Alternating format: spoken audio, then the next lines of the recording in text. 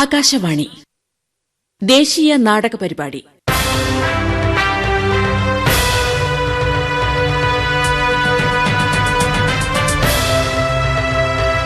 പണ്ഡിറ്റ് ദീൻദയാൽ ഉപാധ്യായ.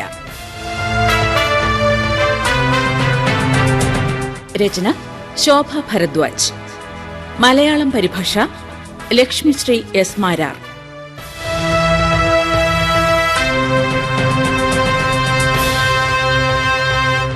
ശബ്ദം നൽകുന്നവർ Perumal G, Bharathannoor Shantha, Ismail Sait A, Sulfi Oyoor, Vaishakhan KPSC, Ampoori Jayan, Venu C Kizhakkanela, KK Nujum, Jose P Raphael, Munshi Dileep, Thengumcode Mohanan, Madhu Irinchayam, Onavillu Binkumar, PA Biju, Alex Pothan, Santhosh Thirumala, Sandeep S, NJ Joshilal, Shyam VS, Rakesh MS.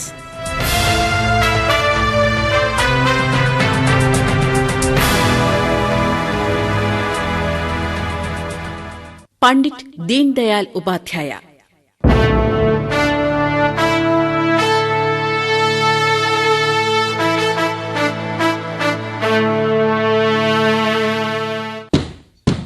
Order, order.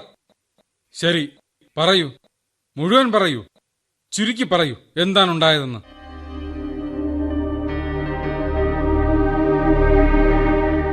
Yes your honour, Deendayal Upadhyaya എന്ന വ്യക്തി വെറുമൊരു സാധാരണ വ്യക്തിയല്ലെന്ന് സമ്മതിക്കുന്നു. അത് പ്രത്യേകം പറയേണ്ട കാര്യമില്ല. കൂടാതെ വാദിഭാഗം വക്കീൽ ഇടയ്ക്കിടയ്ക്ക് അത് സൂചിപ്പിച്ചുകൊണ്ടിരിക്കുന്നു. 1968 ഫെബ്രുവരി 11 മുഗൾ സരായി റെയിൽവേ സ്റ്റേഷൻ അടുത്ത് നിന്ന് അദ്ദേഹത്തിന്റെ മൃതദേഹം കണ്ടെടുത്തു. പണ്ഡിറ്റ് ദീൻദയാൽ ഉപാധ്യായ രാഷ്ട്രീയ സ്വയം സേവക സംഘിന്റെ പ്രധാന ഉപദേഷ്ടാവും നേതാവുമൊക്കെയായിരുന്നു. ജനസംഘിന്റെ അധ്യക്ഷനുമായിരുന്നു. ഒരു പുതിയ വീക്ഷണം, എന്താണത്? ഏകാത്മത, മാനവികത. അതെന്താണെന്ന് എനിക്ക് കൃത്യമായി അറിയില്ല. എന്തായാലും അങ്ങനെ ഒരു വീക്ഷണത്തിന്റെ ഉപജ്ഞാതാവാണ് അദ്ദേഹം. യുവർ ഓണർ, ഏതെങ്കിലും ഒരു നേതാവിന്റെ മൃതദേഹം ദുരൂഹ സാഹചര്യത്തിൽ കാണപ്പെട്ടാലുടൻ അദ്ദേഹത്തെ കൊന്നതാണ്, രാഷ്ട്രീയ വൈരാഗ്യമാണ് കാരണം എന്നൊക്കെ പറയുന്നത് സ്ഥിരം ഉയർന്നു വരുന്ന വാദങ്ങളാണ്. പക്ഷേ കോടതിക്ക് വേണ്ടത് ഇത്തരം ഊഹാപോഹങ്ങളല്ല, കഥകളുമല്ല. തെളിവല്ല വേണ്ടത്, കൊല്ലപ്പെട്ടതാണെന്നതിന് തെളിവെവിടെ? കൊലപാതകമാണെന്ന് സ്ഥാപിക്കാൻ വേണ്ടി കയ്യിൽ ഒരു തെളിവ് പോലും ഇല്ലാതെയാണ് ബഹുമാനപ്പെട്ട എതിർകക്ഷി വക്കീൽ വാദം നടത്തുന്നത്. ഇന്ന് കേസ് തീർപ്പാക്കേണ്ട ദിവസമായിട്ട് പോലും തെളിവ് ഹാജരാക്കാൻ അദ്ദേഹത്തിന് സാധിക്കാത്തത് കഷ്ടമാണ്. യുവർ ഓണർ, ദീൻദയാൽ ഉപാധ്യായ കൊല്ലപ്പെട്ടത് തന്നെയാണെന്നാണ് എന്റെ നിഗമനം. പക്ഷെ അത് രാഷ്ട്രീയ വൈരാഗ്യമാണോ അല്ല മറ്റുള്ളവർ പറയുന്നത് പോലെ മോഷ്ടാക്കൾ ചെയ്തതാണോ എന്നത് മാത്രമാണ് തെളിയാനുള്ളത്. സാക്ഷികളോ തെളിവുകളോ ഇല്ലാതെ ഒരു അന്തിമ തീരുമാനത്തിലെത്താൻ കോടതിക്കാവില്ലെന്ന് എല്ലാവർക്കും അറിയാം. ഇത് രണ്ടുമില്ലാതെ സത്യം കണ്ടെത്താനാവില്ല. ഈ കേസും സംശയത്തിന്റെ നിഴലിലാണ്. ദീൻദയാൽ ഉപാധ്യായയുടെ മരണം എപ്പോൾ, എങ്ങനെ, എന്തുകൊണ്ട്?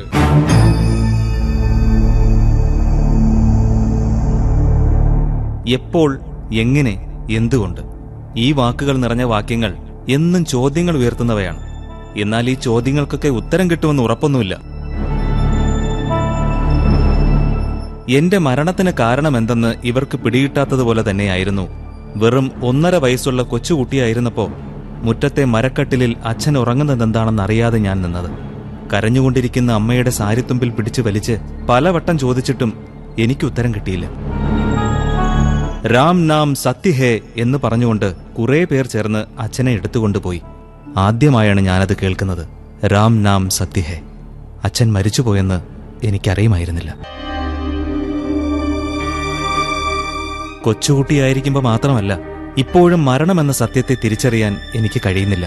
അത് കുടുംബത്തിലെ വ്യക്തികളുടേതാവട്ടെ, സാമൂഹിക ബോധത്തിന്റേതാവട്ടെ, രാജ്യതന്ത്രജ്ഞതയുടേതാവട്ടെ, തത്വങ്ങളുടേതോ സിദ്ധാന്തങ്ങളുടേതോ ആവട്ടെ, ബോധ മനസ്സിന്റേതോ രാജ്യസ്നേഹത്തിന്റെ മരണമോ ആകട്ടെ, എനിക്കിതുവരെ മനസ്സിലാക്കാൻ കഴിഞ്ഞിട്ടില്ല. എല്ലാ കാലവും ഒന്നു മാത്രമായിരുന്നു എന്റെ ജീവിതശ്രമവും ലക്ഷ്യവും: ലോകരക്ഷ. എല്ലാവരെയും ഒരു തരത്തിലുള്ള മരണത്തിനും വിട്ടുകൊടുക്കാതെ രക്ഷിക്കുക എന്നത് മാത്രം. അതിനുവേണ്ടി മാത്രമാണ് ഞാൻ ജീവിച്ചത്.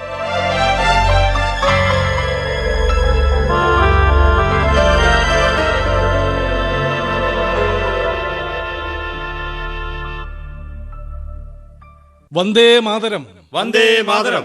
പ്രിയമുള്ളവരെ, എല്ലാവർക്കും ഈ ഭാവറാവു ദേവരസിന്റെ നമോവാകം. രാഷ്ട്രീയ സ്വയം സംഘ് സേവകിന്റെ ഭാഗമായി ഇവിടെ എത്തിയിരിക്കുന്ന നിങ്ങൾ ഓരോരുത്തരെയും ഞാൻ ഹാർദമായി സ്വാഗതം ചെയ്യുന്നു. 1938 ജനുവരി 14, അതായത് ഇന്നേ ദിവസം മഹത്വപൂർണമായ ഈ മകരസംക്രാന്തി ദിനത്തിൽ തന്നെ നമ്മുടെ സംഘത്തിൽ ചേർന്ന് പ്രവർത്തിക്കാൻ തയ്യാറെടുത്ത നിങ്ങൾ ഓരോരുത്തരും നമ്മുടെ സമൂഹത്തിനും രാഷ്ട്രത്തിനും വിലമതിക്കാനാവാത്ത മുതൽക്കൂട്ടാണ്. ഇക്കൂട്ടത്തിൽ ഒരാളെ പ്രത്യേകം പരിചയപ്പെടുത്താതിരിക്കാൻ എനിക്ക് കഴിയില്ല. 10ാം തരം മുതൽ ഇതുവരെയുള്ള എല്ലാ പരീക്ഷകളിലും സ്വർണ്ണ മെഡൽ കരസ്ഥമാക്കിയ ഈ മിടുക്കൻ പല പ്രതിസന്ധി ഘട്ടങ്ങളിലൂടെയും കടന്നുവന്ന അനുഭവ സമ്പന്നനായ വിദ്യാർത്ഥി എന്നതിലുപരി രാജ്യസ്നേഹം എന്താണെന്ന് കൃത്യമായി മനസ്സിലാക്കാൻ ഇദ്ദേഹത്തിന്റെ വാക്കുകൾ കേട്ടാൽ മതി. ദീൻ ദയാൽ ഉപാധ്യായ എന്ന മിടുക്കനെ സ്നേഹപൂർവം സ്വാഗതം ചെയ്യുകയാണ്. വന്ദേ മാതരം. വന്ദേ മാതരം. നമസ്കാരം. ഇവിടെ കൂടിയിരിക്കുന്ന നമ്മുടെ സംഘാംഗങ്ങൾക്കെല്ലാം എന്റെ അഭിവാദനങ്ങൾ. ഇത്രയധികം നല്ല വാക്കുകൾ കൊണ്ട് എന്നെ നിങ്ങൾക്ക് പരിചയപ്പെടുത്തിയ ഭാവ്രാവ് ദേവരസിനും നന്ദി അറിയിക്കുകയാണ്. എന്നും എന്റെ മനസ്സ് പറഞ്ഞുകൊണ്ടിരുന്നത് സമൂഹത്തിന് വേണ്ടി എന്തെങ്കിലും ചെയ്യണമെന്നാണ്, സമൂഹത്തിൽ ഇറങ്ങി സഹായം ചെയ്യണമെന്നാണ്. പക്ഷേ അതെങ്ങനെ, എവിടെ തുടങ്ങണം, എങ്ങനെ പ്രവൃത്തിബദ്ധത്തിൽ കൊണ്ടുവരണമെന്ന് നിശ്ചയമില്ലായിരുന്നു. രാഷ്ട്രസേവനം ഒന്നു മാത്രമാണ് എന്റെ ലക്ഷ്യം.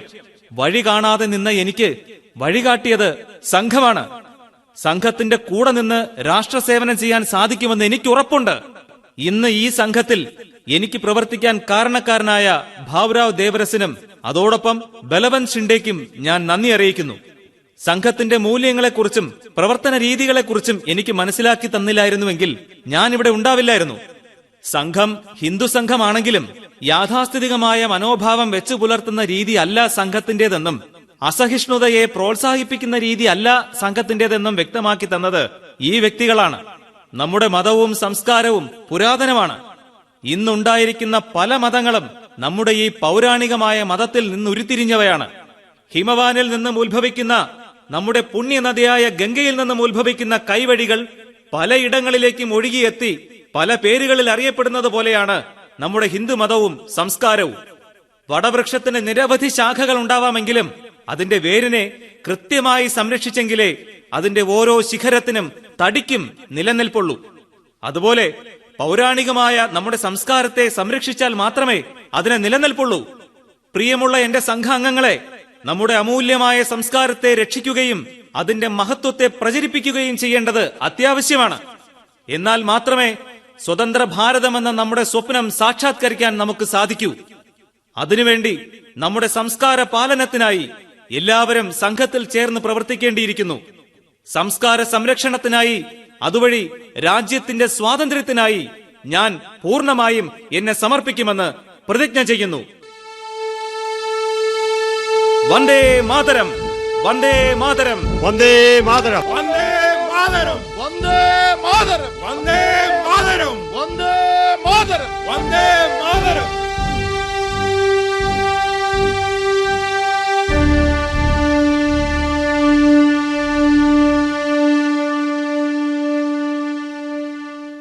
സംഘത്തിൽ ചേരാനായി ദീൻ ദയാൽ തെരഞ്ഞെടുത്തത് ഏറ്റവും ഉത്തമമായ ദിവസമാണ്, അല്ലേ ബൽവന്ത് ഷിൻഡേജി? തീർച്ചയായും.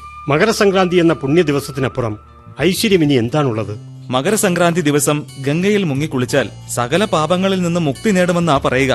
സംഘത്തിൽ ചേർന്ന് പ്രവർത്തിക്കുന്ന ഈ ദിവസം ഞാൻ ഗംഗയിൽ മുങ്ങിക്കുളിച്ചതിന് സമാനമായി കാണുകയാണ്.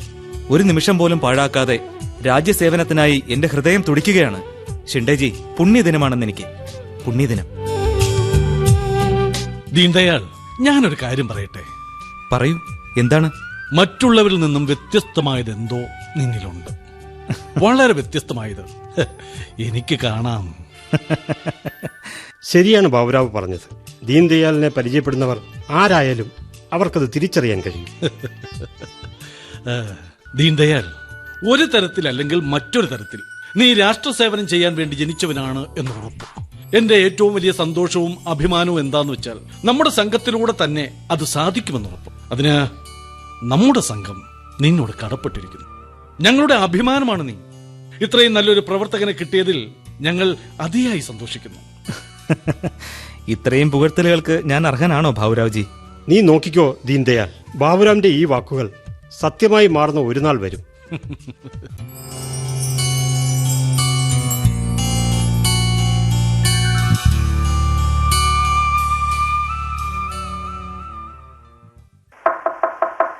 ദീന, ദീന. ആ, ഇതാരാ ഇത്? അമ്മാവനോ? വരൂ വരൂ, ഇരിക്കൂ. ഹ, ഞാൻ എത്ര നേരമായി ഈ വാതിലിൽ മുട്ടുന്നു. നീ ഇതെവിടായിരുന്നു? ഞാൻ ഇവിടെ തന്നെ ഇരിക്കുന്നുണ്ടായിരുന്നു അമ്മാവ. ഇവിടെ തന്നെ ഇരിക്കുന്നുണ്ടായിരുന്നു. ആ, ശ്രദ്ധ ഇവിടെയൊന്നും അല്ലല്ലോ. പക്ഷേ എന്തു പറ്റി ദീന നിനക്ക്? അത് അമ്മാവ, ഞാൻ മോനെ ദീന, നിന്റെ ചേച്ചി, എന്റെ മരുമകൾ രമാദേവി എനിക്കെന്റെ സ്വന്തം മകളെപ്പോലെ തന്നെയായിരുന്നു. നിനക്കവള് വെറും ചേച്ചിയല്ല, അമ്മ തന്നെയാണെന്ന് എനിക്കും അറിയാം. അമ്മ പോയതിനു ശേഷം ആ ദുഃഖം അവൾ നിന്നെ അറിയിച്ചിരുന്നില്ലല്ലോ. അവളുടെ മരണം അത്രമാത്രം ഉലച്ചിട്ടുണ്ടെന്ന് എനിക്കറിയാം. പക്ഷേ ഒരു കാര്യം നിനക്ക് ഓർമ്മ വേണം. കുഞ്ഞുകുട്ടിയായിരുന്നപ്പോ മുതൽ ഇന്നുവരെ തോൽവി എന്നത് നിന്റെ നിഘണ്ടുവിലില്ലാത്തതാണ്. ചേച്ചിയുടെ അസുഖവും മരണവും കാരണം നിന്റെ MA പഠിത്തം മുഴുവനാക്കിയതുമില്ല. മോനെ, അവളെ രക്ഷിക്കാൻ നിനക്ക് ചെയ്യാൻ കഴിയുന്നതൊക്കെ നീ ചെയ്തില്ലേ?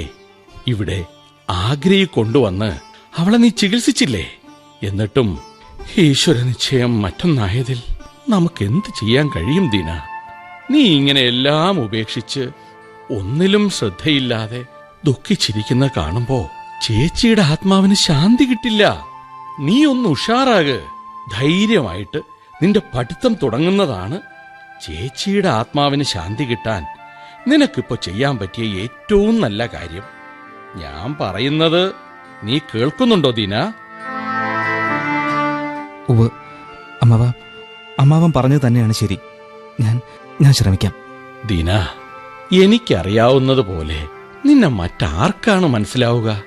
നീ പഠിത്തത്തിൽ പൂർണ്ണമായിട്ടും മുഴുകൂ. ഈ സങ്കടങ്ങളൊക്കെ വഴിയേ മാറിക്കൊള്ളും കേട്ടോ. ആ, നീ ഒരു കാര്യം ചെയ്യ്. ഇത്തവണ നീ ICS പരീക്ഷ എഴുതിയെടുക്ക്. അയ്യോ, ICS? പക്ഷെ അമ്മാവ... ഓക്കെ എന്നല്ലാതെ മറ്റൊന്നും എനിക്ക് കേൾക്കണ്ട. എന്തേ? ശരി, ഞാൻ എഴുതാം അമ്മാവ.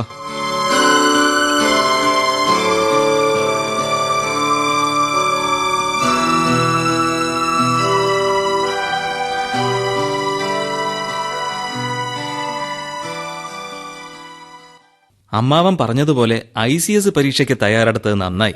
പഠിത്തത്തിൽ തന്നെ മുഴുകിയതുകൊണ്ട് സമയം എത്ര പെട്ടെന്ന് പോയെന്നറിയോ? മറ്റൊരു ചിന്തകളും അലട്ടാതെ. എല്ലാറ്റിനും ഒരു സമയമുണ്ടെന്ന് പറയുന്നത് എത്ര ശരിയാണ് ദീന. പിന്നെ നിന്റെ എഴുത്തു പരീക്ഷയുടെ റിസൾട്ട് മികച്ചതുമായി. ഇനി ഇന്റർവ്യൂവിലും നീ നന്നായി പെർഫോം ചെയ്യും, അതെനിക്ക് ഉറപ്പാ. അല്ല ദീന, നിന്റെ വേഷം ഇന്റർവ്യൂവിന് പോകുമ്പോ കോട്ടും സൂട്ടും നിർബന്ധമാണെന്ന് അവര് പറയുന്നുണ്ടല്ലോ. നീ പക്ഷേ... അമ്മാവ, ഇന്ത്യൻ സിവിൽ സർവീസിന് വേണ്ടിയുള്ളതല്ലേ ഇന്റർവ്യൂ?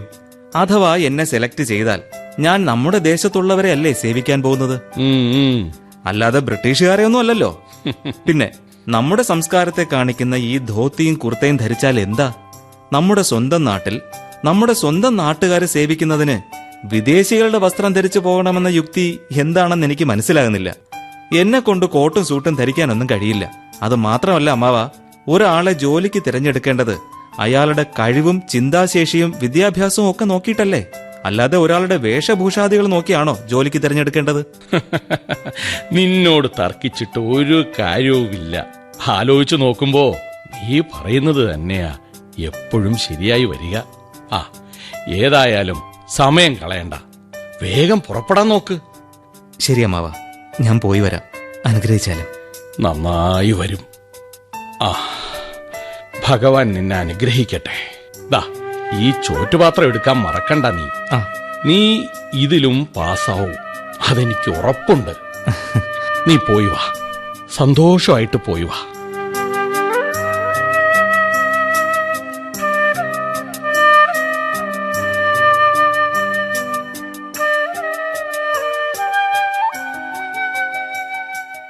ഓഹോ, നിങ്ങളാണോ ദീൻദയാൽ ഉപാധ്യായ? ഇൻട്രസ്റ്റിംഗ്. റിട്ടൺ എക്സാമിൽ നിങ്ങൾ നന്നായി പെർഫോം ചെയ്തു. പക്ഷെ നിങ്ങളുടെ ഈ വേഷം, വലിയ പണ്ഡിതന്റെ വേഷത്തിലാണോ ഇന്റർവ്യൂവിന് വരുന്നത്? ക്ഷമിക്കണം, താങ്കൾ ശരിക്കും നോക്കാത്തത് കൊണ്ടാ. ഇത് നമ്മുടെ നാടിന്റെ വസ്ത്രമാണ്, ഇന്ത്യൻ ഡ്രസ്. അതെന്താ, ഇന്റർവ്യൂവിൻ്റെതായ ഡ്രസ് കോഡ് ഉണ്ടെന്ന് നിങ്ങൾക്കറിയില്ലേ? ഉവ്വ്, അറിയാം. ഓഹോ, എന്നിട്ടും നിങ്ങളെന്താ ഈ മുണ്ടും കുർത്തയും ഒക്കെ ഇട്ടിട്ട് വന്നത്? കേൾക്കട്ടെ. ക്ഷമിക്കണം സർ, അഥവാ നിങ്ങൾ എന്നെ സെലക്ട് ചെയ്താൽ ഞാൻ ജോലി ചെയ്യേണ്ടത് ഭൂരിപക്ഷവും ഈ വസ്ത്രധാരണ രീതി പിന്തുടരുന്ന ഈ നാട്ടിൽ തന്നെയല്ലേ? അപ്പോ ഒരു ഇന്റർവ്യൂവിന് ഈ വസ്ത്രം ധരിക്കുന്നതിൽ തെറ്റുണ്ടെന്ന് ഞാൻ വിശ്വസിക്കുന്നില്ല. ഒരു വ്യക്തിയുടെ പേഴ്സണാലിറ്റി, അയാളുടെ വസ്ത്രധാരണ രീതി കണ്ടാൽ ഒറ്റ നോട്ടത്തിൽ മനസ്സിലാക്കാം എന്നത് നിങ്ങൾക്കറിയില്ലേ? ബാക്കിയുള്ള സാധാരണക്കാരായ ജനങ്ങൾ ധരിക്കുന്ന അതേ രീതിയിലുള്ള ഡ്രസ്സ് ധരിച്ചാൽ നിങ്ങളും സാധാരണക്കാരനെ പോലെയല്ലേ ഉണ്ടാവുക? ഒരു ഓഫീസർ ലുക്ക് ഉണ്ടായാലല്ലേ നിങ്ങളെ മറ്റുള്ളവർ ശ്രദ്ധയോടെ കേൾക്കൂ, അനുസരിക്കൂ. ഈ വേഷത്തിൽ നിഷ്പക്ഷമായി ജോലി ചെയ്യാൻ നിങ്ങൾക്ക് എങ്ങനെ കഴിയും?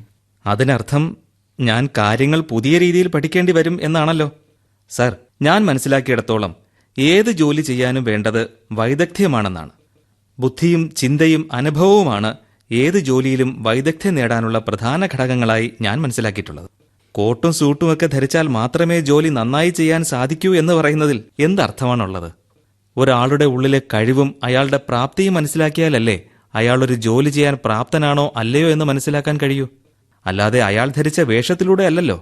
അങ്ങനെയെങ്കിൽ ഇന്റർവ്യൂവിന് അർത്ഥമില്ലാതായി പോവില്ലേ? എന്റെ അഭിപ്രായത്തിൽ ഈ ഒരു തിരഞ്ഞെടുപ്പിൽ ഒരാളുടെ യോഗ്യതയാണ് അടിസ്ഥാനമാക്കേണ്ടത്, അല്ലാതെ വേഷഭൂഷയ്ക്കല്ല മാർക്കിടേണ്ടത് എന്നാണ്. ശ്രീ ദീൻദയാൽ ഉപാധ്യായ്, താങ്കളുടെ അഭിപ്രായത്തിൽ ICS സെലക്ട് ചെയ്യപ്പെടാൻ ഒരാളിൽ എന്തൊക്കെ ഗുണങ്ങൾ വേണം? അതൊക്കെ സാറിന് വളരെ കൃത്യമായി അറിയാമെന്ന് എനിക്ക് ഉറപ്പുണ്ട്. എങ്കിലും താങ്കൾ എന്റെ കാഴ്ചപ്പാട് അറിയാൻ ആഗ്രഹിക്കുന്നുവെങ്കിൽ അതിങ്ങനെയാണ്: മറ്റുള്ളവരെ മനസ്സിലാക്കുക, ധൈര്യം, പാണ്ഡിത്യം, തുറന്നു പറയുന്ന ശീലം ഇവയുണ്ടാവുക, എല്ലാത്തിലുമുപരി ന്യായത്തിനും സത്യത്തിനും വേണ്ടി നിലകൊള്ളുക. ഈ ഗുണങ്ങളുള്ളയാളാണ് ICS ഓഫീസർ ആകേണ്ടത്. ജനങ്ങളിൽ നിന്ന് അകന്ന് വേറിട്ട് നിന്നല്ല, അവരോട് ചേർന്ന് നിന്ന് അവരുടെ പ്രശ്നങ്ങൾ മനസ്സിലാക്കി പരിഹാരം കാണുന്നയാളാണ് ഈ സ്ഥാനത്തിരിക്കേണ്ടത്. മിസ്റ്റർ ദീൻദയാൽ, വിപ്ലവകരമായ നിങ്ങളുടെ ആശയങ്ങളൊക്കെ കൊള്ളാം. ഈ പറയുന്ന ഗുണങ്ങളൊക്കെ നിങ്ങൾക്കുണ്ടോ? ഓരോ വ്യക്തിയും സ്വയം ഉത്തമനാണെന്ന ഒരു ബോധം അവനുണ്ടാവും. അവനവനുള്ള ദോഷങ്ങൾ ചിലപ്പോൾ അവർക്ക് മനസ്സിലാക്കാൻ കഴിയണമെന്നില്ല. എന്റെ യോഗ്യത എന്താണെന്ന് താങ്കൾക്ക് മനസ്സിലാക്കാൻ സാധിക്കും. ഈ കാര്യത്തിൽ എന്റെ അഭിപ്രായമല്ല, താങ്കളുടെ അഭിപ്രായവും തീരുമാനവുമല്ലേ പ്രധാനം. നോക്കൂ ദീൻദയാൽ, തിളക്കമാർന്ന വ്യക്തിഗുണങ്ങളുള്ള ആളാണ് താങ്കൾ. പിന്നെ നിങ്ങളുടെ ഈ വേഷം, അത് ശരിയായ പണ്ഡിതന്റെ വേഷം തന്നെ. വേഷത്തിൽ മാത്രമല്ല, പൂർണ്ണമായും നിങ്ങളൊരു പണ്ഡിതൻ തന്നെയാണ്. നിങ്ങളുടെ എഴുത്തു പരീക്ഷയുടെ ഫലം കണ്ടപ്പോൾ തന്നെ നിങ്ങളുടെ പാണ്ഡിത്യം മനസ്സിലായിരുന്നു. നിങ്ങളെ പണ്ഡിറ്റ് ദീൻദയാൽ ഉപാധ്യായ എന്നാണ് ഞങ്ങൾ വിളിക്കുക. നന്ദി.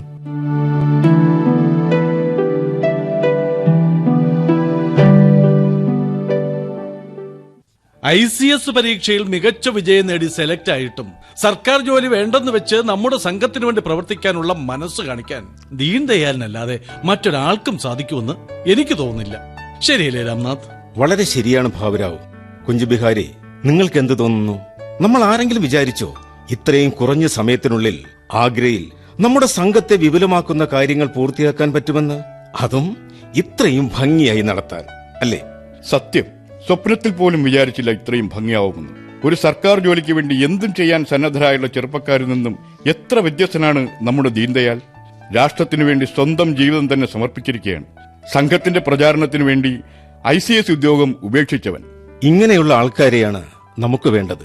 രാജ്യത്തിനു വേണ്ടി മാത്രം പ്രവർത്തിക്കുന്നവർ, രാഷ്ട്രസേവനവും രാജ്യസ്നേഹവും ശരണമന്ത്രമാക്കി മുഴുവൻ സമയവും രാഷ്ട്രസേവനത്തിന് മാത്രമായി മാറ്റിവെക്കുന്ന യുവാക്കൾ. അങ്ങനെയുള്ളവരെയാണ് നമുക്ക് വേണ്ടത്. വളരെ ശരിയാണ് രാംനാഥ്. അല്ല, ഇവരെവിടെ പോയി? ഗുരുജിയെയും കൂട്ടി ദീൻദയാൽ വരാമെന്ന് പറഞ്ഞിട്ട് ഇതുവരെയായിട്ടും കാണുന്നില്ലല്ലോ. വരുമായിരിക്കും. പറയുമ്പോഴേക്കും എത്തിയല്ലോ. വന്ദേ മാതരം. വന്ദേ മാതരം. എന്തു പറയുന്നു എല്ലാരും? എങ്ങനെ പോകുന്നു സംഘത്തിന്റെ കാര്യങ്ങൾ ഭാവരാവ്? ദീൻദയാലിന്റെ പ്രവർത്തനം തുടങ്ങിയതിനു ശേഷം നമ്മുടെ അംഗസംഖ്യ പെട്ടെന്ന് കൂടിക്കൊണ്ടിരിക്കുകയാണ്. പ്രശംസനീയം തന്നെ. പക്ഷേ സ്വാതന്ത്ര്യലബ്ധിക്കായുള്ള നയതന്ത്ര പരിപാടികൾ കാര്യക്ഷമമായി നടക്കുന്നുണ്ടോ? ഉണ്ട് ഗുരുജി, യുവാക്കളൊക്കെ ഊർജ്ജസ്വലരായ രംഗത്തുണ്ട്. സന്തോഷം. ഏതായാലും വരുന്ന വഴിക്ക് ദീൻദയാൽ കാര്യങ്ങളൊക്കെ എന്നോട് വിശദമായി തന്നെ പറഞ്ഞു. നമ്മുടെ ഐക്യം, ഉത്സാഹവും ദേശഭക്തിയും നിറയ്ക്കുന്നത് കാണുമ്പോൾ വലിയ സന്തോഷം തോന്നുന്നു. സ്വാതന്ത്ര്യത്തിന്റെ സൂര്യോദയം അടുത്തെത്തിക്കഴിഞ്ഞു എന്നാണ് എന്റെ വിശ്വാസം. തീർച്ചയായും ഗുരുജി, മനസ്സ് ശാന്തമാക്കിക്കൊണ്ട് തന്നെ മുഴുവൻ ഊർജ്ജവും സ്വരൂപിച്ച് പ്രവർത്തിക്കാൻ എല്ലാവരും സജ്ജമാവണം. അതാണ് ദീൻദയാലിന്റെ ഏറ്റവും വലിയ ഗുണം.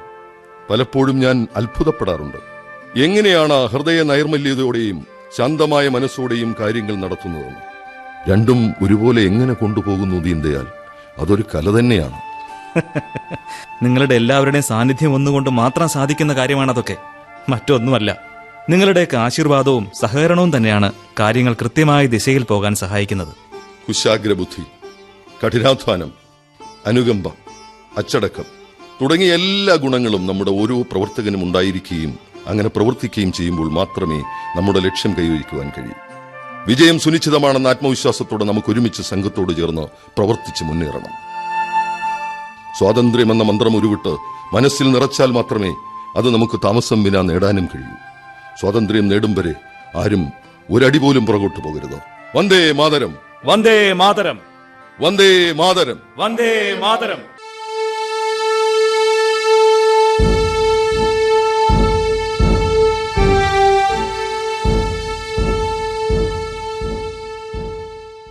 ദേ ഇങ്ങോട്ട് നോക്കൂ, ദീനയുടെ കത്ത് വന്നിരിക്കുന്നു.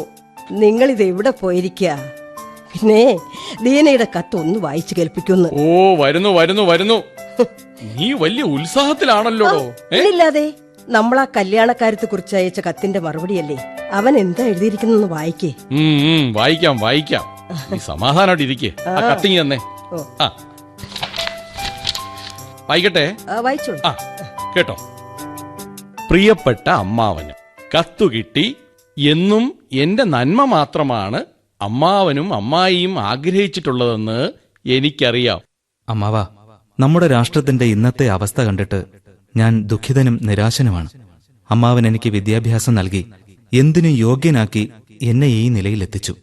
അതിനു പകരമായി സമൂഹത്തിനു വേണ്ടി പ്രവർത്തിക്കേണ്ട ഉത്തരവാദിത്വം എനിക്കുണ്ടെന്നാണ് എന്റെ ദൃഢമായ വിശ്വാസം.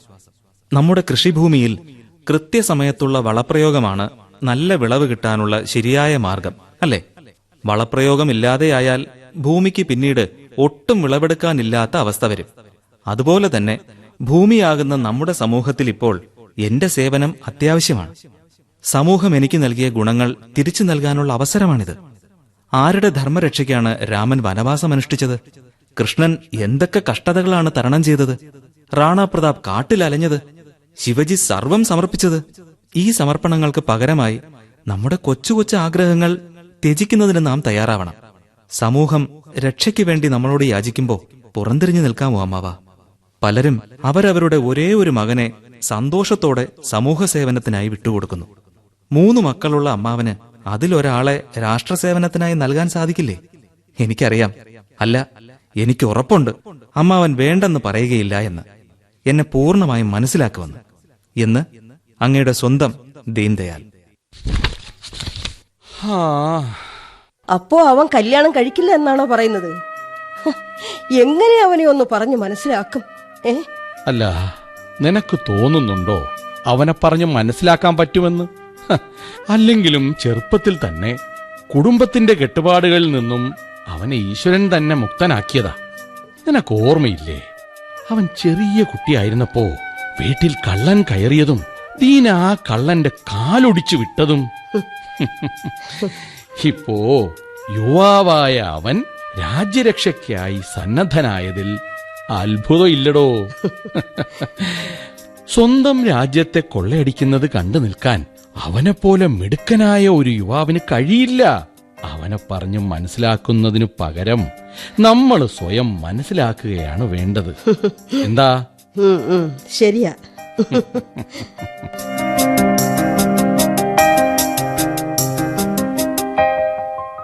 ഇവിടെ കൂടിയിരിക്കുന്ന പ്രമുഖ വ്യക്തികളെ ഞാൻ ഹാർദമായി സ്വാഗതം ചെയ്യുന്നു.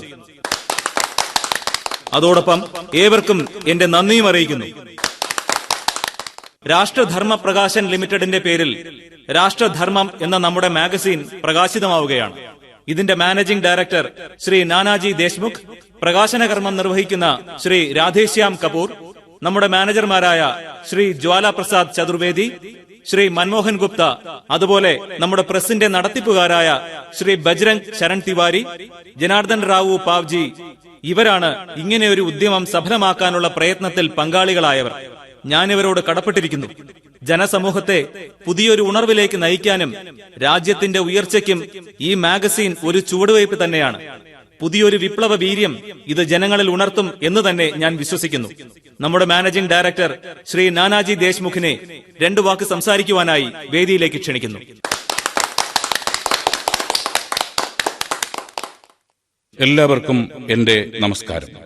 ഇന്ന് നമ്മുടെ പുതിയ മാഗസിൻ പ്രകാശനത്തിലൂടെ നമ്മുടെ രാജ്യത്തെ പുതിയൊരു ദിശയിലേക്ക് നയിക്കാനുള്ള അടിത്തറയാണ് പാകിയിരിക്കുന്നത്. മാഗസിന്റെ പുതിയ എഡിഷൻ അതിനെ കൂടുതൽ ശക്തിപ്പെടുത്തുമെന്ന് ഉറപ്പാണ്. നമ്മുടെ ഭാരതത്തിന്റെ പുരാതന സംസ്കാരത്തെ മറന്നുകൊണ്ടുള്ള ചീത്ത ആചാരങ്ങളിലും അന്ധവിശ്വാസങ്ങളിലും യജ്ഞാതി കർമ്മങ്ങളിലും പെട്ട് ഉഴറി രാജ്യം തന്നെ വിഭജിക്കപ്പെടുമെന്ന അവസ്ഥയിൽ നിന്നും നമ്മുടെ ജനതയെ തിരിച്ചു കൊണ്ടുവരുവാനും അവരിൽ പുതിയ ഊർജവും ചിന്തകളും ഉണർത്താനും ഉറപ്പിക്കുവാനും സാധിക്കുമെന്ന് തന്നെയാണ് എന്റെ ഉറച്ച വിശ്വാസം. ഞാൻ എന്റെ വാക്കുകൾ ഉപസംഹരിക്കുന്നു. നമസ്കാരം.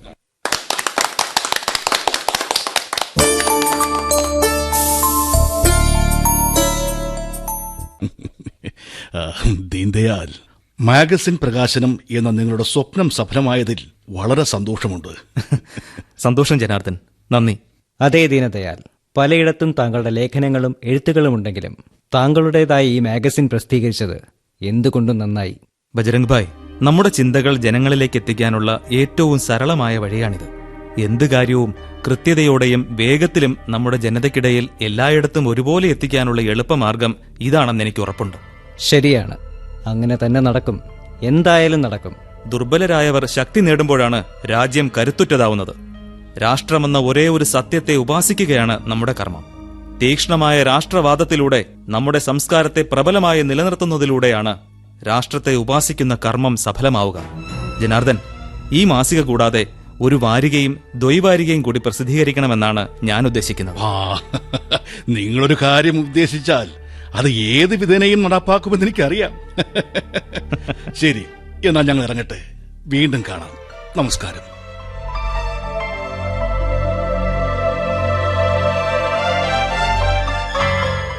ജനാർദ്ദൻ, എനിക്ക് ഈ ദീനദയാലിന്റെ ചില പ്രവൃത്തികൾ കാണുമ്പോൾ പേടിയും ദേഷ്യവും ഒക്കെ വരുന്നുണ്ട്. ദീൻദയാൽ മനസ്സിലൊരു കാര്യം കണ്ടാൽ പിന്നെ എപ്പോ നടപ്പാക്കി നോക്കിയാൽ മതി. പക്ഷെ പേടി എന്തിനാണ്, അതെനിക്ക് മനസ്സിലായില്ല. അയാളുടെ സാമൂഹ്യ ജീവിതത്തിലും രാഷ്ട്രീയ ജീവിതത്തിലും ഒരുപോലെ ശത്രുക്കളെ ഉണ്ടാക്കുന്നു എന്നത് തന്നെയാണ് എന്റെ പേടി. എന്ത് ചെയ്യാനാ? ശരി, വരൂ, നമുക്ക് പോകാം.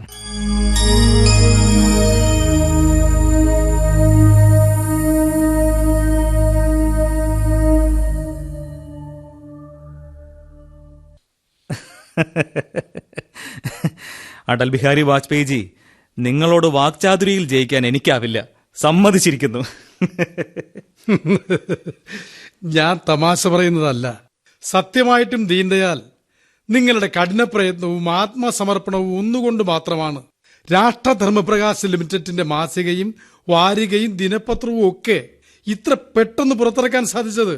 നമ്മുടെ വീക്കിലി പാഞ്ചജന്യവും സ്വദേശ് പത്രവും ചൂടപ്പം പോലെയല്ലേ വിറ്റുപോകുന്നത്. കണ്ണടച്ചു തുറക്കുന്ന നിമിഷം കൊണ്ടാണ് വിൽപ്പന എന്നത് തന്നെ ജനങ്ങൾക്കിടയിൽ ഇതിന്റെ സ്വീകാര്യതയുടെ ഏറ്റവും വലിയ തെളിവാണ്. ഒക്കെ ശരിയാണ് അടൽജി. പക്ഷെ എന്റെ ഒരാളുടെ പ്രയത്നം മാത്രമല്ല ഈ വിജയരഹസ്യം. എല്ലാവരും അവരവരുടേതായ ഭാഗം കൃത്യമായി നിർവഹിച്ചു. ഒത്തൊരുമിച്ചാൽ മലയും പോരും എന്നതുപോലെ എല്ലാവരും ഒരുപോലെ ഭാഗഭാക്കായതാണ് നമ്മുടെ വിജയത്തിന് കാരണം. താങ്കളുടെ എഴുത്തിലെ ഓരോ വാക്കും തീഷ്ണമാണ്. ആളുകളെ ഇളക്കി മറിക്കാൻ മാത്രം ശക്തിയുണ്ട് അവയ്ക്ക്. പത്രാധിപരുടെ ജോലി എനിക്ക് വശമുള്ളതല്ല. പക്ഷെ താങ്കളുടെ നിർദ്ദേശങ്ങൾ സ്വീകരിച്ച് അത് ഭംഗിയാക്കാൻ ഞാൻ ശ്രമിക്കുന്നുണ്ട്. അടൽജി, നമ്മൾ ഓരോരുത്തരും ജോലികൾ പഠിക്കുന്നുണ്ട്. അതുപോലെ തന്നെ പല ജോലികളും തിരിച്ച് നമ്മളെ പലതും പഠിപ്പിക്കുന്നുമുണ്ട്. രാഷ്ട്രം സ്വാതന്ത്ര്യം നേടി എന്നത് ശരി തന്നെ. പക്ഷേ നമ്മുടെ ജനങ്ങളെ ഉദ്ധരിക്കുകയാണ് നമ്മുടെ പ്രധാന കർമ്മം. എന്ത് വിഘ്നങ്ങൾ ഉണ്ടായാലും അതിന് നമ്മൾ മുടക്കം വരുത്തരുത്. താഴേക്കിടയിലുള്ള ദരിദ്രരായ ജനങ്ങളുടെ ഉന്നമനമാണ് നമ്മുടെ ലക്ഷ്യം. അവരുടെ ആവശ്യം സർക്കാരിൽ ഉന്നയിച്ച് നേടിയെടുക്കണം. നമുക്ക് ലഭിച്ച സ്വാതന്ത്ര്യം സാർത്ഥകമാകണമെങ്കിൽ ഏറ്റവും താഴെത്തട്ടിലുള്ളവരെ സമൂഹത്തിന്റെ മുഖ്യധാരയിലെത്തിക്കണം. അവരെ അതിന്റെ ഭാഗമാക്കി ചേർത്ത് നിർത്തണം. ശരിയാണ് താങ്കൾ പറഞ്ഞത്. ഞാൻ പൂർണ്ണമായും യോജിക്കുന്നു.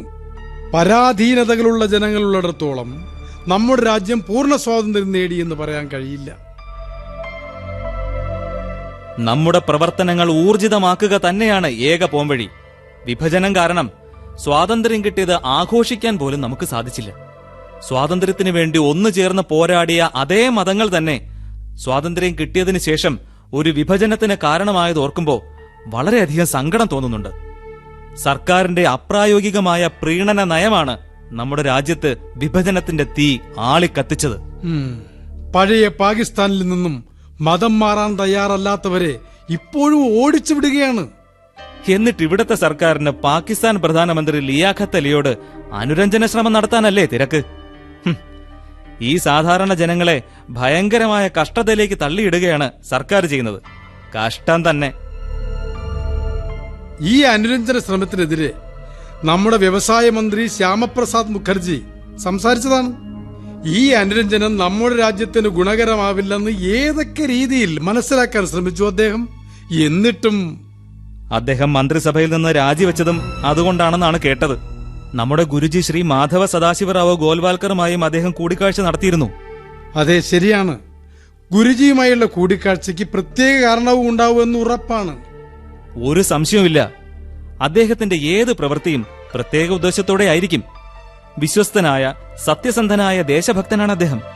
ചിന്തിക്കുന്ന ഏത് കാര്യവും നമ്മുടെ രാജ്യത്തിന്റെ നന്മ ഉദ്ദേശിച്ച് മാത്രമുള്ളതാണ്. പറഞ്ഞതും വളരെ ശരിയാണ് ദീൻദയാൽ. ഗുരുജി ഏതായാലും ഒരു കൂടിക്കാഴ്ചയ്ക്ക് ക്ഷണിച്ചിട്ടുണ്ട്. ചിലപ്പോ നല്ല കാര്യങ്ങൾ എന്തെങ്കിലും നടക്കാനുള്ള സാധ്യതയുണ്ട് എന്ന് തന്നെയാണ് എന്റെ പ്രതീക്ഷ. അതെ, അങ്ങനെയാവട്ടെ എന്ന് ഞാനും അതിയായി ആഗ്രഹിക്കുന്നു.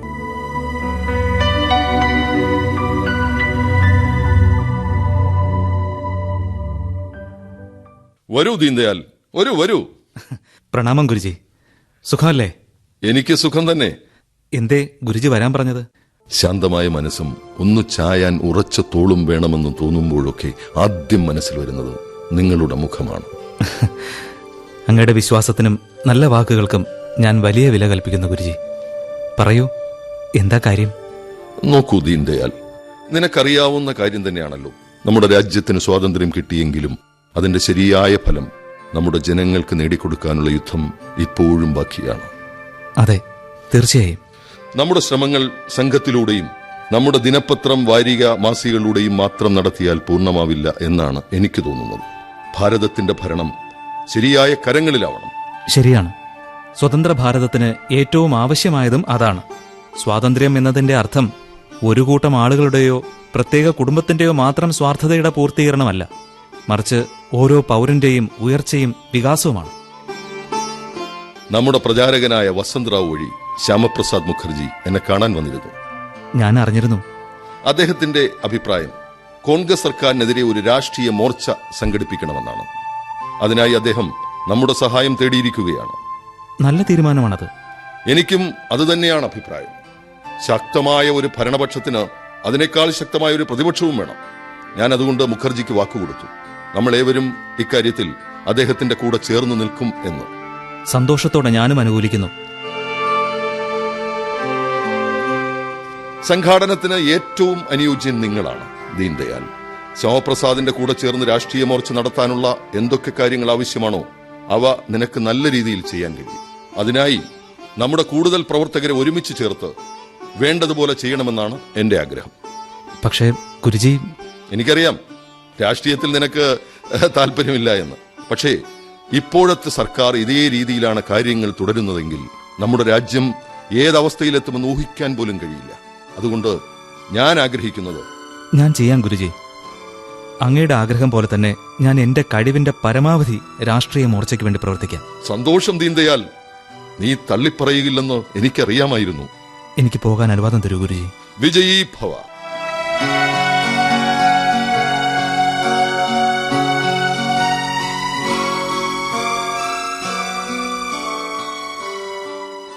നമസ്കാരം. എല്ലാവർക്കും ഈ യോഗ പരിപാടിയിലേക്ക് സ്വാഗതം. ഒരേ ഒരു ആശയം ഗുരുജിയോട് പറയുമ്പോഴേക്കും അത് പൂർത്തീകരിക്കുന്നതിനായി ദീൻ ദയാൽ ഉപാധ്യായെ പോലെ സമർത്ഥനായ ഒരു വ്യക്തിയെ തന്നെ ഇങ്ങോട്ട് അയച്ചു. ദീൻ ദയാലിന് കാന്തിക ശക്തി തന്നെ ഉള്ളതായി എനിക്ക് തോന്നിയിട്ടുണ്ട്. അദ്ദേഹത്തിന്റെ കഠിന പ്രയത്നം ഒന്നുകൊണ്ട് മാത്രമാണ് വെറുമൊരു ജനസംഘമായിരുന്ന നമ്മുടെ സംഘം അഖില ഭാരതീയ ജനസംഘമായി പരിവർത്തനം ചെയ്യപ്പെട്ടത്. എന്നെ സംബന്ധിച്ച് എന്റെ ദിവാസ്വപ്നം സഫലമായതുപോലെയാണ്. ജനസംഘിന്റെ ഒരു കുഞ്ഞു വിത്തുപാകിയ ഞാൻ പിന്നെ വളരെ കുറച്ചു സമയത്തിനുള്ളിൽ കാണുന്നത് ഒരു വടവൃക്ഷമാണ്. ദീൻദയാലിന്റെ അശ്രാന്ത പരിശ്രമമാണ് ഇതിന് കാരണമെന്ന് എനിക്കറിയാം. അഖില ഭാരതീയ ജനസംഘിന്റെ ജനറൽ സെക്രട്ടറിയായി ദീൻദയാലിനെ ലഭിച്ചതിൽ എനിക്ക് സന്തോഷമുണ്ട്. കഠിന പ്രയത്നവും അത്ഭുതകരമായ നേതൃപാടവും കൊണ്ട് വ്യത്യസ്തനായ ദീൻദയാലിനെ നമ്മുടെ ജനറൽ സെക്രട്ടറിയെ വേദിയിലേക്ക് ക്ഷണിക്കുന്നു. എല്ലാവർക്കും എന്റെ നമസ്കാരം. ജനറൽ സെക്രട്ടറിയായി എന്നെ തിരഞ്ഞെടുത്തതിന് ഞാൻ എന്റെ നന്ദി അറിയിക്കുകയാണ്. നമ്മുടെ ജനസംഘിന്റെ ഉദ്ദേശ്യം രാഷ്ട്രീയമല്ല, മറിച്ച് രാജ്യത്ത് പൂർണ്ണ സമാധാനത്തോടെ സാമ്പത്തിക സാമൂഹ്യ വിപ്ലവത്തിലൂടെ ജനങ്ങളുടെ സുരക്ഷ ഉറപ്പാക്കുക എന്നതാണ്. അധികാരമോഹികൾക്കെന്നും അവരുടെ അധികാര കസേര നഷ്ടപ്പെടുന്ന ആധിയായിരിക്കും. അധികാരം കൈവിട്ടു പോകുമ്പോൾ അവർക്ക് ഇരിക്കപ്പൊറുതി ഉണ്ടാവില്ല. അത്തരം നേതാക്കളും നേതൃത്വവും അവസരവാദികളാണ്. ഒരിക്കലും വിശ്വസിക്കാൻ കൊള്ളില്ല അത്തരക്കാരെ. നമ്മുടെ ജനസംഘിന്റെ ഉദ്ദേശ്യം പുതിയ നേതാവിനെ, നേതൃത്വത്തെ രാഷ്ട്രത്തിന് നൽകുക എന്നതാണ്.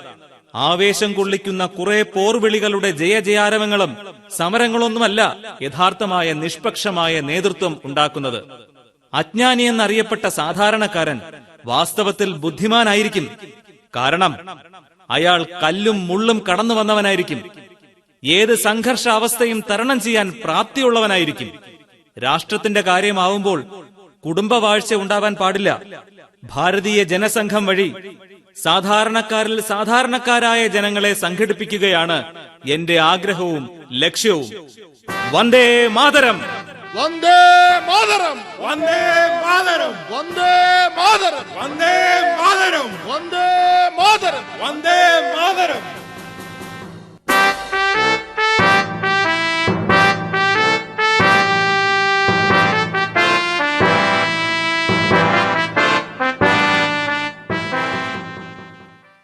ഛേ, അങ്ങനെയൊന്നും ഇല്ലെന്നേ. ആ, അതൊക്കെ പോട്ടെ, വിട്ടേക്ക് ത്രിപാഠി. ആഹാ, നിങ്ങൾക്കിത് വെറും തമാശയാണോ? രാജീവിനോട് ചോദിക്കൂ സംശയമുണ്ടെങ്കിൽ. എന്താ രാജീവ്, ഞാൻ പറഞ്ഞത് ശരിയല്ലേ? പണ്ഡിറ്റ്ജി, ത്രിപാഠി പറഞ്ഞതിൽ കാര്യമുണ്ട്. അങ്ങയുടെ പ്രസംഗങ്ങളുടെയും ലേഖനങ്ങളുടെയും ഒക്കെ പ്രഭാവം കാരണം അങ്ങയെ ജയിലിൽ അടയ്ക്കാനുള്ള വഴികൾ സർക്കാരിന്റെ ഭാഗത്തു നിന്ന് ഉണ്ടാവുന്നു എന്നാണ് കേട്ടത്.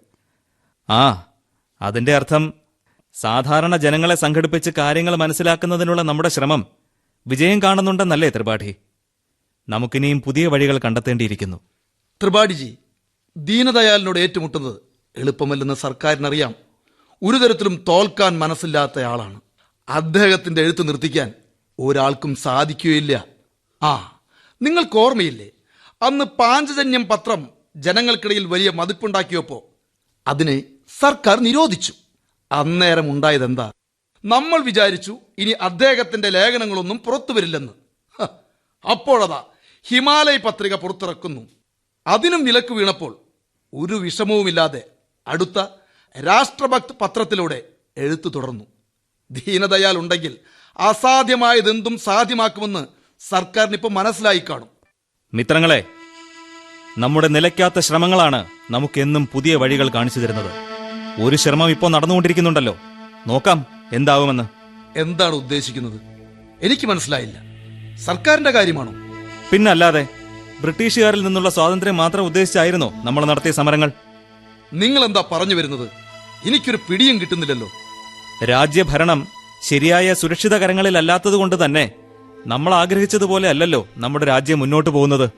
വിദേശ ആധിപത്യത്തിന് കീഴിൽ ജനങ്ങളുടെ ജീവിതത്തിന്റെ ഗതിവിഗതികളെല്ലാം, അവരുടെ രീതികളും ചിന്തകളുമെല്ലാം അധികാരികളുടെ വീക്ഷണത്തിനനുസരിച്ച് പാകപ്പെടുത്തുകയല്ലേ ചെയ്യുന്നത്.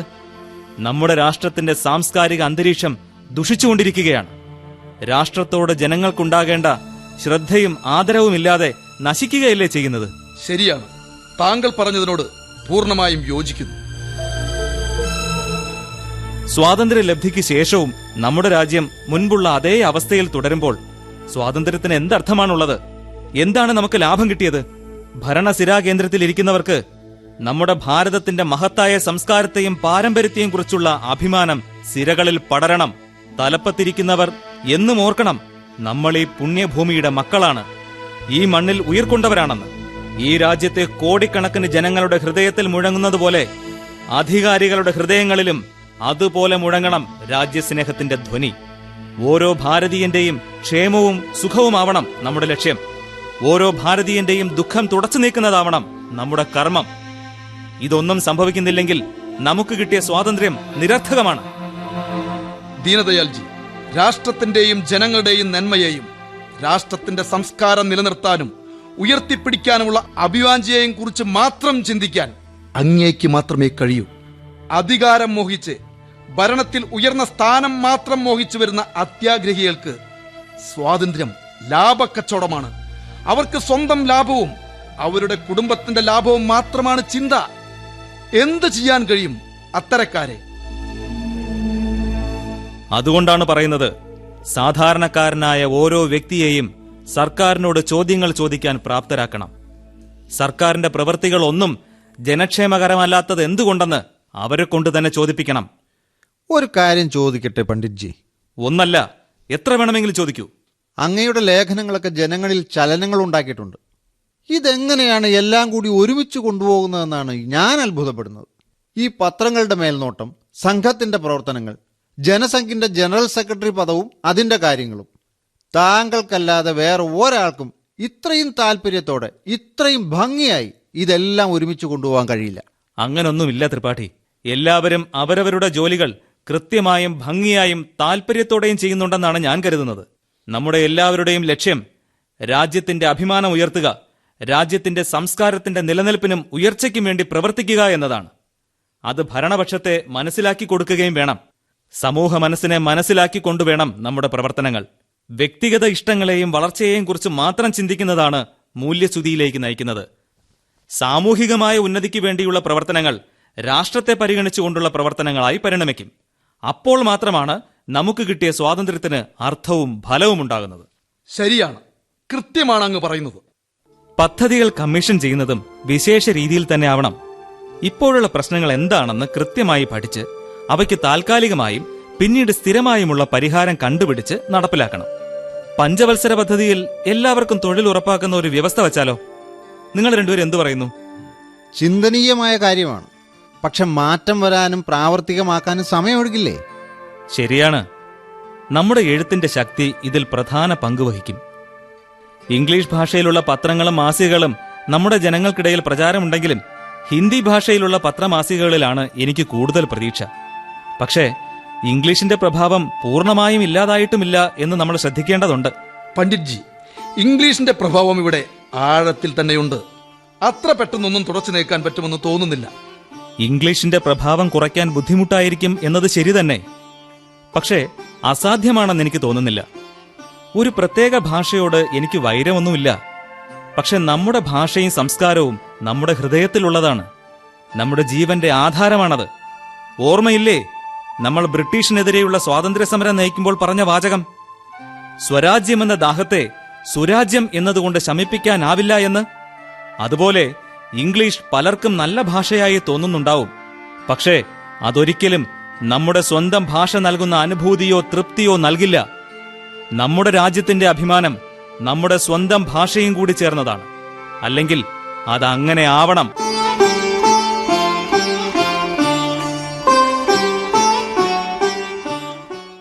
പറയൂ അടൽ ബിഹാരിജി. ലോക്സഭാ ഉപതെരഞ്ഞെടുപ്പ് ഫലം എന്നെ വളരെയധികം നിരാശനാക്കി ഗുരുജി.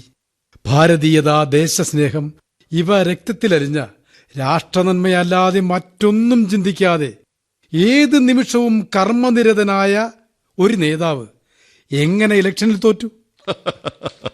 അടൽജി, നേതാവ് രാഷ്ട്രസ്നേഹമുള്ളവനായതുകൊണ്ട് മാത്രമായില്ലല്ലോ. വോട്ടർമാരും ഉയരണം.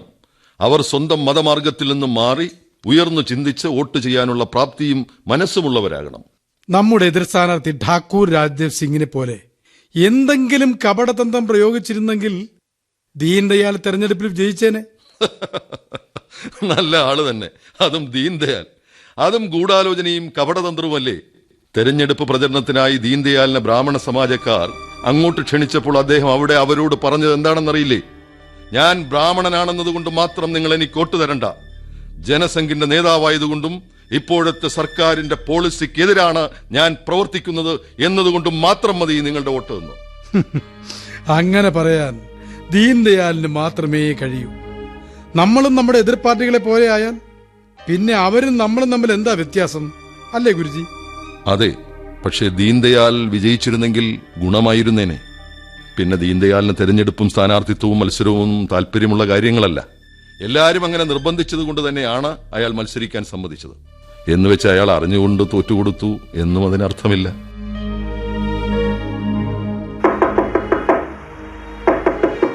ആ, ദീൻദയാലായിരിക്കും. വന്ദേ മാതരം. വന്ദേ മാതരം. വരൂ ദീൻദയാൽ. എന്തോ തമാശയുള്ള ചർച്ചയാണല്ലോ. അടൽജിയുടെ മുഖത്ത് ചിരി മാഞ്ഞിട്ടില്ല. എന്താത്? നിങ്ങളുടെ തെരഞ്ഞെടുപ്പിനെ കുറിച്ചല്ലേ ഇപ്പൊ എല്ലാ ചർച്ചയും? ഞാൻ ആദ്യമേ പറഞ്ഞതല്ലേ ഇതെനിക്ക് പറ്റിയ പണിയല്ലെന്ന്. നിന്നെപ്പോലെ രാഷ്ട്രത്തിന് പ്രതീക്ഷയായിട്ടുള്ളവർ ജയിക്കാൻ നമ്മുടെ വോട്ടർമാരും ശ്രദ്ധിക്കേണ്ടതുണ്ട്. തത്വാധിഷ്ഠിതമല്ലാതെ വോട്ട് നൽകുന്നത് അങ്ങനെയുള്ള ഒരു രാഷ്ട്രതന്ത്രത്തെ പ്രോത്സാഹിപ്പിക്കുന്നത് പോലെയാണ്. ജനങ്ങളുടെ തെരഞ്ഞെടുപ്പ് എത്തരത്തിലാണോ അതനുസരിച്ചാവും രാഷ്ട്രത്തിന്റെ തുടർന്നുള്ള ഗതിയും. ഗുരുജി, നമ്മുടെ വോട്ടർമാരെ ഉദ്ധരിക്കേണ്ടതുണ്ട്. നമ്മുടെ രാജ്യത്തിന്റെ സാമൂഹിക സാമ്പത്തിക വ്യവസ്ഥകളെക്കുറിച്ച്, അവസ്ഥകളെക്കുറിച്ച് അവർക്കറിയില്ല. എല്ലാത്തിലും അവർക്ക് അവരവരുടേതായ അഭിപ്രായങ്ങൾ ഉണ്ടാവണമെങ്കിൽ ഇത്തരം കാര്യങ്ങളെക്കുറിച്ചുള്ള അറിവ് അവർക്കുണ്ടാവണം. അതുണ്ടാവാൻ തെരഞ്ഞെടുപ്പ് സമയത്ത് നേതാക്കന്മാരുടെ സന്ദർശനവും പോസ്റ്ററുകളും മാത്രം പോരാ. വാസ്തവത്തിൽ നമ്മുടെ സാഹിത്യകാരന്മാരെയും ബുദ്ധിജീവികളായ പ്രമുഖരെയും പത്രക്കാരെയും അധ്യാപകരെയും ഒക്കെ ജനങ്ങളുടെ ഇടയിൽ എത്തിച്ച് കാര്യങ്ങൾ മനസ്സിലാക്കിക്കണം. അങ്ങനെ പ്രബുദ്ധരായ ജനങ്ങൾ അവരുടെ ഇഷ്ടത്തിനനുസരിച്ച് തെരഞ്ഞെടുപ്പിൽ വോട്ട് നൽകും. ജനങ്ങൾ അജ്ഞരായിരിക്കുന്നിടത്തോളം കാലം അവരുടെ ഭാവി, നമ്മുടെ രാഷ്ട്രത്തിന്റെ ഭാവി ഇരുട്ടിൽ തന്നെയാവും. ശരിയാണ്. ജനങ്ങൾ ഓരോരുത്തരും സ്വയം വിചാരിക്കാതെ രാഷ്ട്രവികാസം സാധ്യമല്ല. അതെ, നമ്മൾ സാധാരണ ജനങ്ങളുടെ കൂടെ നിൽക്കണം. സ്വാതന്ത്ര്യത്തിന് ശേഷം നമ്മൾ സ്വപ്നം കണ്ട രാഷ്ട്രം എങ്ങനെയാണോ അത് വെറും സ്വപ്നമായി അവശേഷിക്കാതെ അതിന്റെ സാക്ഷാത്കാരത്തിനായി, ശരിയായ രാഷ്ട്ര പരിവർത്തനത്തിനായി അവരെ കൂടെ ചേർത്തുകൊണ്ടുള്ള പ്രവർത്തനങ്ങൾ നടത്തണം. ലോകത്തിന് മഹത്തായ സംഭാവനകൾ നൽകിയ രാജ്യമാണ് നമ്മുടേത്. വന്ദേ മാതരം. വന്ദേ മാതരം.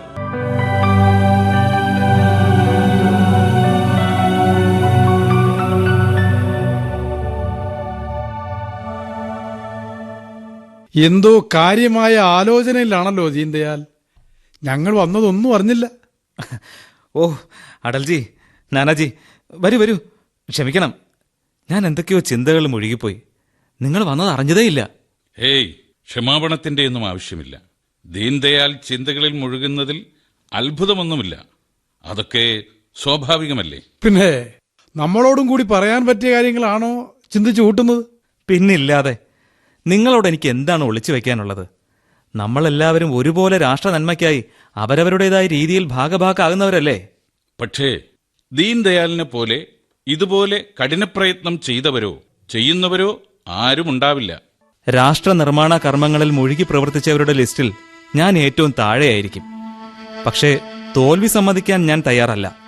സ്വാതന്ത്ര്യം കിട്ടി 17 വർഷമായിട്ടും നമ്മൾ ഇത്രയും കഠിന പ്രയത്നം ചെയ്തിട്ടും നമ്മുടെ സംസ്കാരത്തിന്റെ മഹത്വവും ശീലങ്ങളും സാധാരണ ജനങ്ങളുടെ ഇടയിൽ പ്രചരിപ്പിക്കുവാനും വികസിപ്പിക്കുവാനുമുള്ള ശരിയായ മാർഗം ഇനിയും തെളിഞ്ഞു കിട്ടാത്തതിലുള്ള സങ്കടമാണ് എനിക്കുള്ളത്.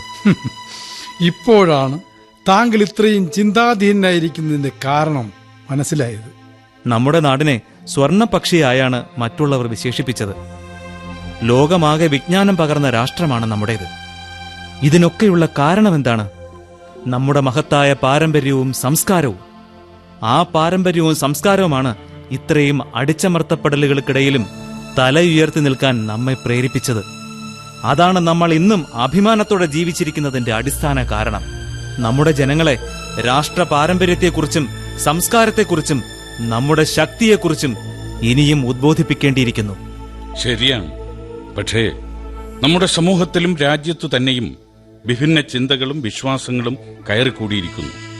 അവയുടെ പ്രഭാവത്തിൽ നിന്നും നമ്മുടെ പാരമ്പര്യവും സംസ്കൃതിയും ഉയർത്താൻ കുറേയധികം ബുദ്ധിമുട്ടേണ്ടി വരും.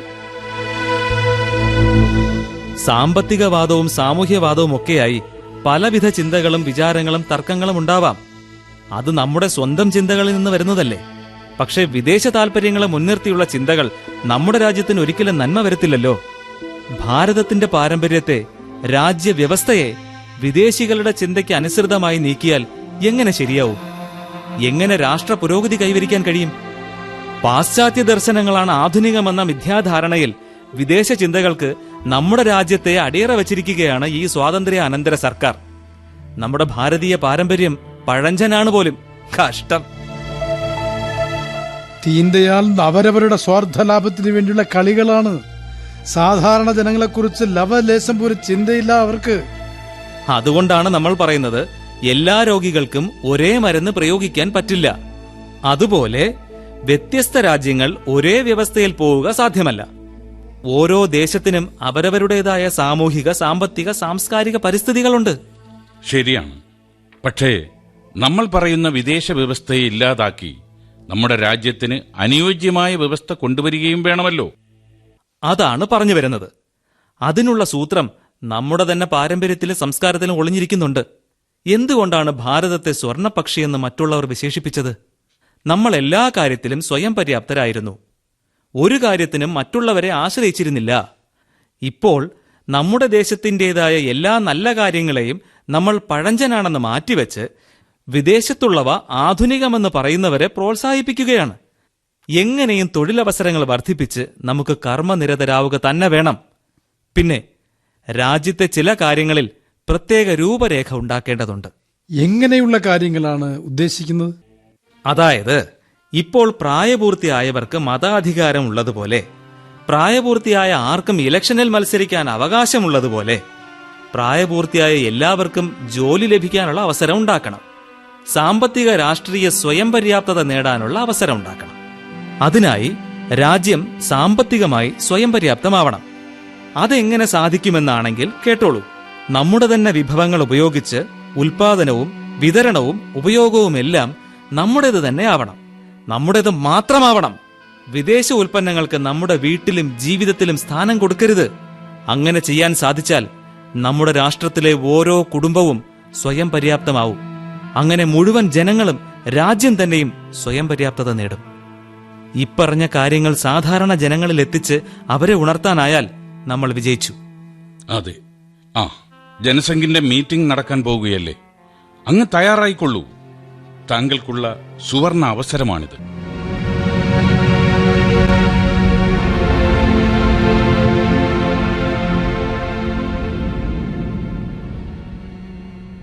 സദസ്സിലുള്ള ഓരോരുത്തരെയും, നമ്മുടെ പ്രിയപ്പെട്ട പ്രവർത്തകരെയും ഹാർദമായി സ്വാഗതം ചെയ്യുന്നു. നമ്മുടെ ഈ സമ്മേളനം ജനസംഘിന് മാത്രമല്ല, ഭാരത മഹാരാജ്യത്തിന് തന്നെ മഹത്വപൂർണമായി മാറുമെന്ന് എനിക്ക് ഉറപ്പുണ്ട്. നമ്മുടെ ജനറൽ സെക്രട്ടറി പണ്ഡിറ്റ് ദീൻദയാൽ ഉപാധ്യായ് വളരെ പ്രധാനപ്പെട്ട ചില കാര്യങ്ങൾ അദ്ദേഹത്തിന്റെ ഭാഷണത്തിൽ ഉൾപ്പെടുത്തുന്നതാണ്. അത് ശ്രവിക്കുന്നതിനായി എല്ലാവരും കാത്തിരിക്കുകയാണ്. ഞാൻ സമയം അധികമെടുക്കുന്നില്ല. ദീൻദയാലിനെ വേദിയിലേക്ക് സ്വാഗതം ചെയ്യുന്നു. വന്ദേ മാതരം, വന്ദേ മാതരം. ആദ്യമായി ഞാൻ നിങ്ങൾക്കേവർക്കും എന്റെ നന്ദി അറിയിക്കുകയാണ്. ഇത്രയധികം പേർ നമ്മുടെ ജനസംഘിന്റെ ഈ യോഗത്തിൽ പങ്കെടുക്കാനെത്തിയതിൽ എന്റെ സന്തോഷം മറച്ചുവെക്കുന്നില്ല. രാഷ്ട്ര നന്മയ്ക്കായി ചിന്തിക്കാനും പ്രവർത്തിക്കാനുമാണ് ഞാൻ എന്നും ശ്രമിച്ചിട്ടുള്ളത്. ഇന്ന് ഞാൻ നിങ്ങൾക്ക് ഏകാത്മക മാനവവാദം എന്താണെന്ന് പരിചയപ്പെടുത്താം. ഈ വാക്ക് കേൾക്കുമ്പോൾ ഇതുവരെ കേൾക്കാത്ത പുതിയ വാക്കായി തോന്നുന്നുണ്ടോ? എന്നാൽ ഞാനൊരു കാര്യം പറയാം. ഇത് പുതിയ വാക്കല്ല. ഏകാത്മക മാനവവാദം പ്രാചീനകാലം മുതൽ നമുക്കറിയാം. ബുദ്ധിയും മനസ്സും ആത്മാവും ഒത്തുചേർന്നതാണ് ഒരു വ്യക്തി. ഭാരതീയ സംസ്കാരത്തിൽ നിന്നും ചിന്തകളിൽ നിന്നും ദർശനങ്ങളിൽ നിന്നും ജന്മം കൊണ്ടതാണ് ഏകാത്മക മാനവവാദം.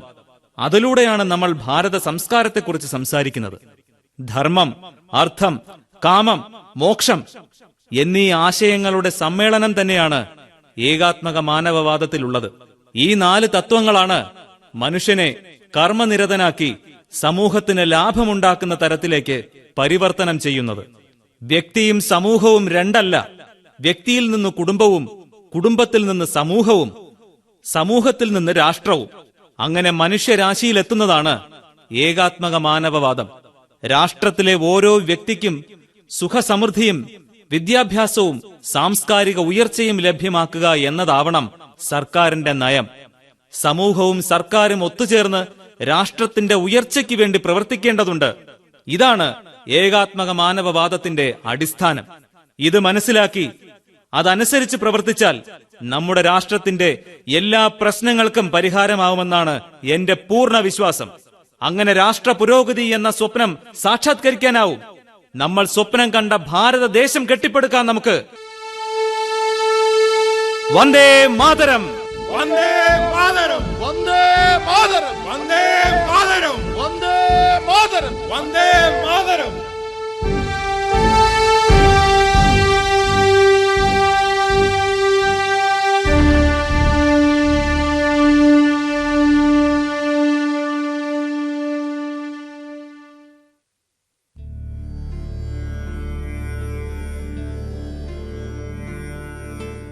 ഭാരതം സ്വർണപക്ഷി എന്ന് വിളിക്കപ്പെട്ട ആ കാലത്തിലേക്ക്, ലോകത്തിന്റെ ഗുരു എന്ന് വിളിക്കപ്പെട്ട ആ കാലത്തിലേക്ക് നമ്മുടെ ഈ വികസന യാത്ര എത്തണമെന്നാണ് എന്റെ ആഗ്രഹം.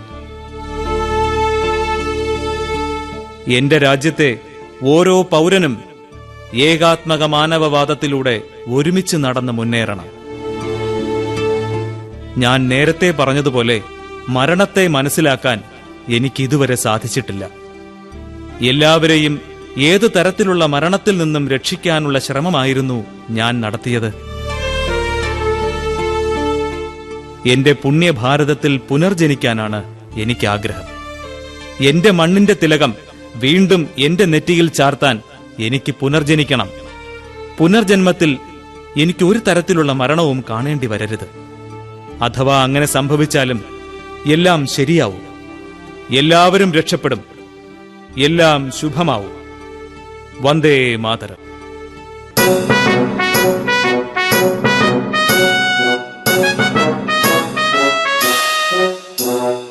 പണ്ഡിറ്റ് ദീൻദയാൽ ഉപാധ്യായ നാടകം സമാപിക്കുന്നു.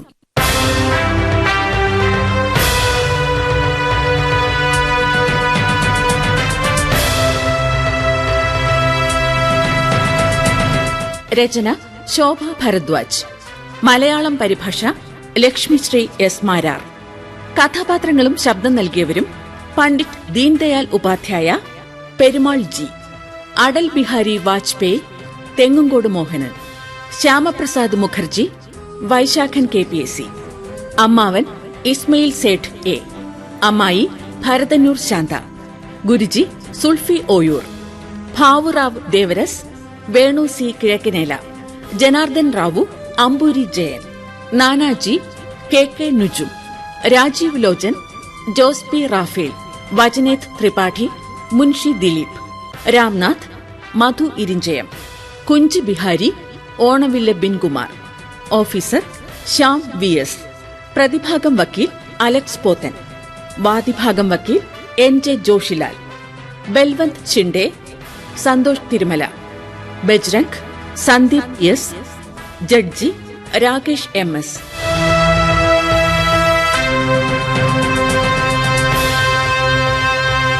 സംവിധാനം PA ബിജു. സംവിധാന സഹായം സുഷമ അനിൽ, VN ദീപ.